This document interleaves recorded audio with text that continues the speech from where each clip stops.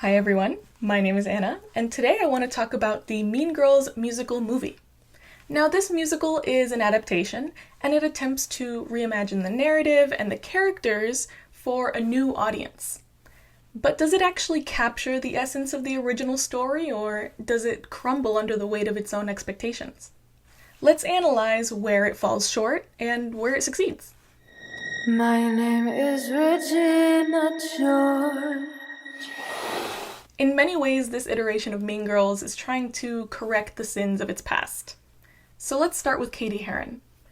Cady Heron is played by Auli'i Rice, and in an attempt to address the vagueness of Cady's background in the original movie, this Cady Heron is now from Kenya instead of just Africa, and this change feels like a surface-level attempt to address a previous oversight, and it fails to address the real issue of racism in the original Mean Girls. Changes made to Cady's character were more in service of updating words or removing lines entirely, and the script failed to deepen Cady's character, ultimately leaving her feeling devoid of any depth. I feel pretty strongly about this though. Cady did not have to be from Kenya or Africa. She was only from Africa in the first place so that Tina Fey could draw similarities between high school and the jungle, and so that she could write in a line about a white person being from Africa being confusing. So if you're from Africa, why are you white? Oh my god, Karen, you can't just ask people why they're white. And in the movie musical, they don't even have that line anymore. So they also remove all the insults that were directed toward Cady being a jungle freak that were present there as well. Don't care. Regina, please! Regina, stop! Do you know what everyone says about you? They say that you're a homeschooled jungle freak who's a less hot version of me. Yeah. So Regina, please! I didn't mean to say about you! They say that you're a homeschooled jungle freak who's a less hot version of me. And the movie musical even changed original Janice's name from Janice Ian to Janice Imeike to reflect Auli'i Cravahlo's background. So now that makes me very confused as to why they didn't just make Cady from Australia, like Auli'i Rice. Cady Heron wasn't a fish out of water because she was from Africa. She's a fish out of water, totally new to schooling and socializing, because she was homeschooled. She can be homeschooled in Australia. Africa also isn't the only place where one might find animals, jungles, apex predators. Australia is literally known for the diversity of wildlife and animals. So it's just weird to pretend to acknowledge the racism of the original movie and yet keep the main character white from Africa in service of comparing teenagers to wild animals. Tina Fey, come on! Tina Fey. Anyway, Regina George's powers were nerfed in this movie. This is maybe due to an effort to make her more palatable to a new audience, but the adjustment kind of strips away the cruelty and the cunning that came with her character and results in an on-screen presence that lacks the bite and personality to understand how she's loathed and loved.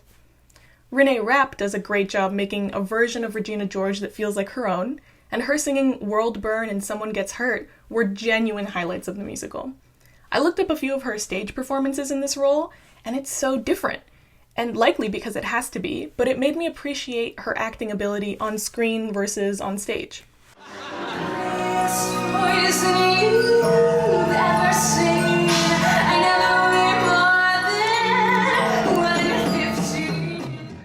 There was a lot of product placement in this movie, and the placement of e.l.f. makeup specifically felt very weak to me, considering that they had Regina using e.l.f. as if she weren't 100% a MAC girly. And this isn't me talking crap about e.l.f. MAC is just a big name that, like, the rich high school girl would have.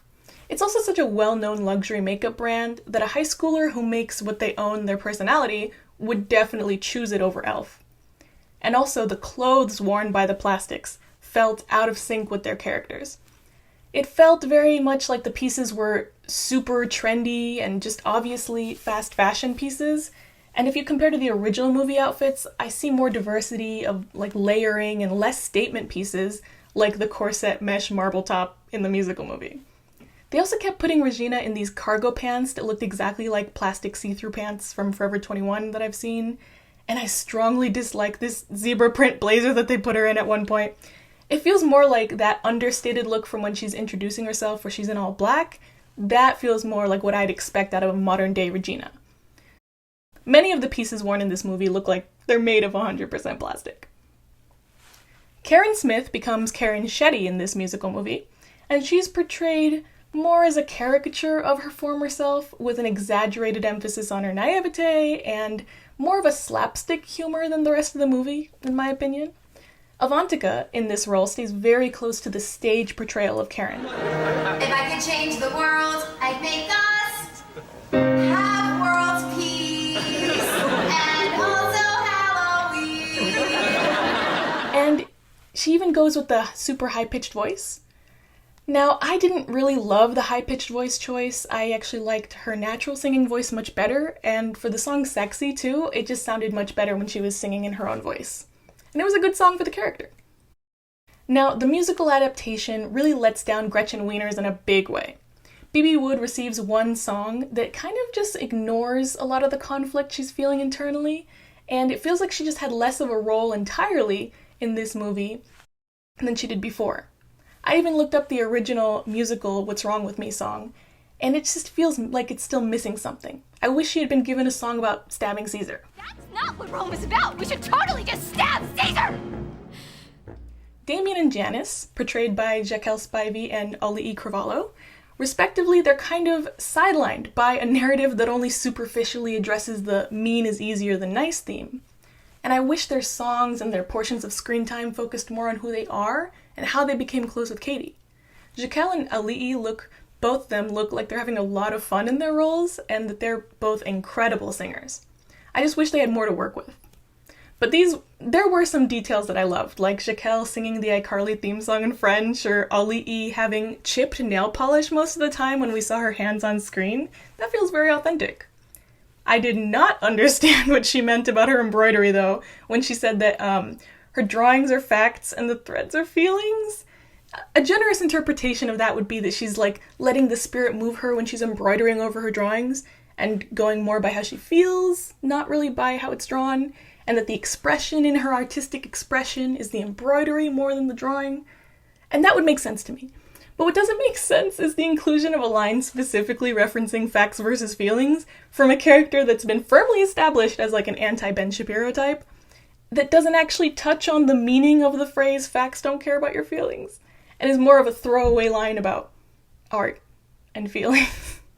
So I think for me it's hard to separate what she meant in reference to the process of her making art from the facts don't care about your feelings thing. Like maybe if she'd said, like, when I stab through the canvas, it's like I can make the facts care about my feelings, or it's what helps me get my feelings out when the facts piss me off. They could still reference it in a way that talks about the reference instead of like randomly bringing it up. When I heard it, I just kept thinking about the reference because Janice mentions fracking being bad and how she cares about social issues. So again, referencing the facts versus feelings quote in such a disconnected way felt confusing to me. But I also wish Janice got her female rage song in this movie. I think it would have been perfect in the reprisal of someone gets hurt. And what Auli'i was doing, singing It's Fine in the musical was, it gave me chills. It was really good.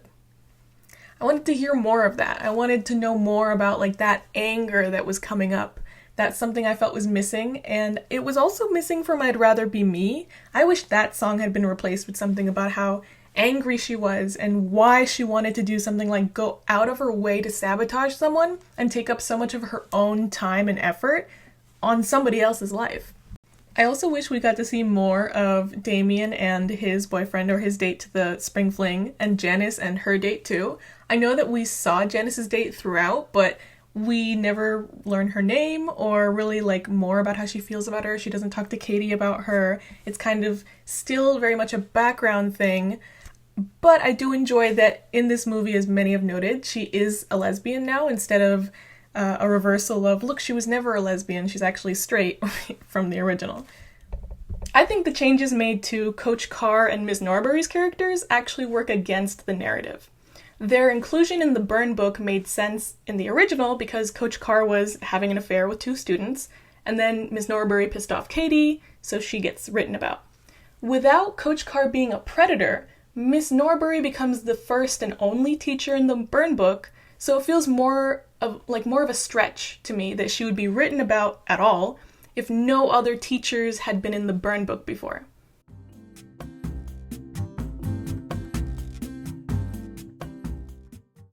Though I do understand why this movie removed Coach Carr being an Ezra Fitz in our post-Pretty Little Liars world.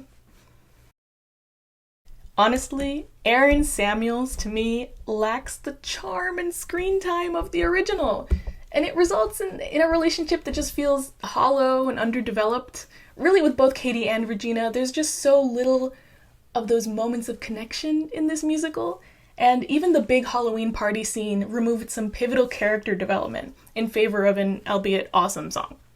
In the original movie, Regina doesn't just tell Aaron that Cady likes him, she starts making up stories about how Cady's obsessed with him and performing black magic and voodoo to try and make him fall in love with her. I need to talk to you. You know that girl Cady? Be careful because she has a huge crush on you. Really? And okay, look, I'm not saying she's a stalker, but she saved this Kleenex you used, and she said she's gonna do some kind of African voodoo with it to make you like her. What? And then she kisses him. Regina pulls out a lot of racist insults in the original in reference to Cady being from Africa. And Aaron is just easily manipulated and kind of boring in this version, and I think it comes down to a weak script. You're never gonna believe what I found this morning. This is such like a small detail. I'm doing this because like the burn book is a huge part of the movie, but like this is like a small detail of the movie, which is the way that the burn book was distributed to the school. In the musical, instead of printing out a bunch of pages, right? Xerox copies of pages of the burn book and then passing them out to people like in the halls and under the doors of the classrooms, they decide, in a move that does not look very visually interesting, they have Regina walk out into the hallway when it's empty and she drops the book on the floor. And they even film the book falling, and it still kind of falls so flat to me. Okay. And then it's supposed to be after a lot of people go by and somebody finally picks it up and starts reading it and they're like, oh, and then like shares it with other people and people are taking photos of it and that's how it gets around like on Snapchat. But I actually don't think it would be that unrealistic for somebody to Xerox pages either, or like rip out the original pages. And people still use paper. I don't know. That was like a weird thing. But here's the thing. I have a better idea because when I saw the burn book, to me it looked like either a binder or a textbook that had like a fabric book cover. And when I saw that, I remembered that when I went to school, we had these like chairs and desks that were connected to each other, but the bottom was like a basket, like a metal basket where we would have our textbooks because, we'd all share one in every class. And people would put their books there, sometimes like books that they brought to class too. And if she left the burn book in that little basket, conceivably it could look like just somebody's textbook that they wrapped and like left behind.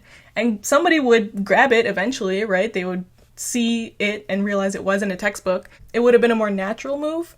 And I also thought that if you just drop the book in the hallway and people don't know what burn book means, kind of just looks like an art project, I think somebody would just pick it up and put it in the lost and found.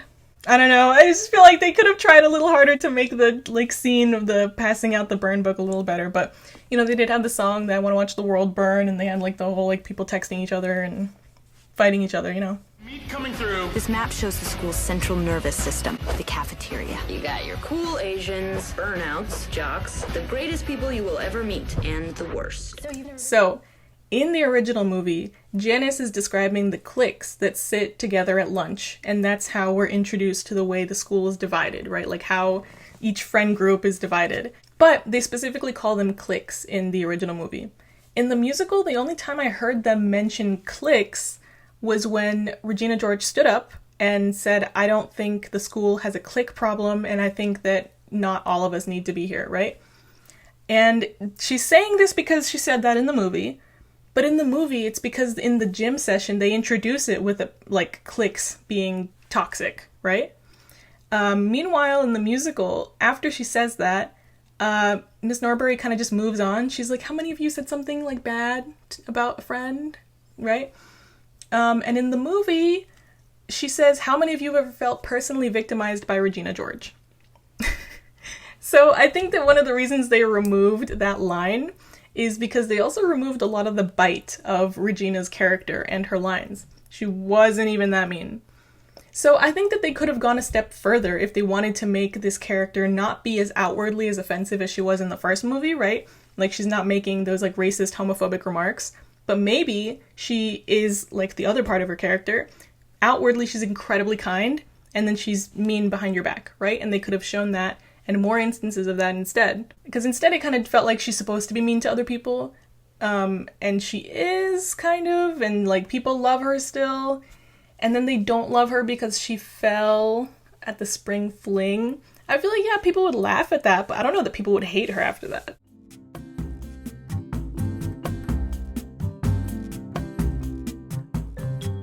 In its attempt to modernize, I feel like the Mean Girls musical movie dilutes the elements that made the original impactful, and even though it made efforts to address diversity among its cast, the execution still feels kind of shallow.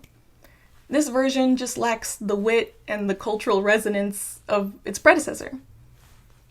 And, I mean, the Mean Girls movie just kind of misses the mark for me in terms of being an innovative adaptation, right? It just feels more like a watered-down version of the original with songs, but it just doesn't have the same, just, like, wittiness. But I want to know what you think about the musical movie, the original. I'd love to hear what you think about both. Did you find the changes that they made reasonable? Do you think they could have changed more? Let me know. And let me know if there are any other movies that you'd like me to talk about. I love talking about movies in general. It's been great talking. And I will see you in a couple weeks. Cherish is the word I use to describe. Bung, bung, bung, bung. All the feelings that I have hiding here for you inside. Bung, bung. Regina George is considered the prettiest girl in school. I'm like, okay, white people.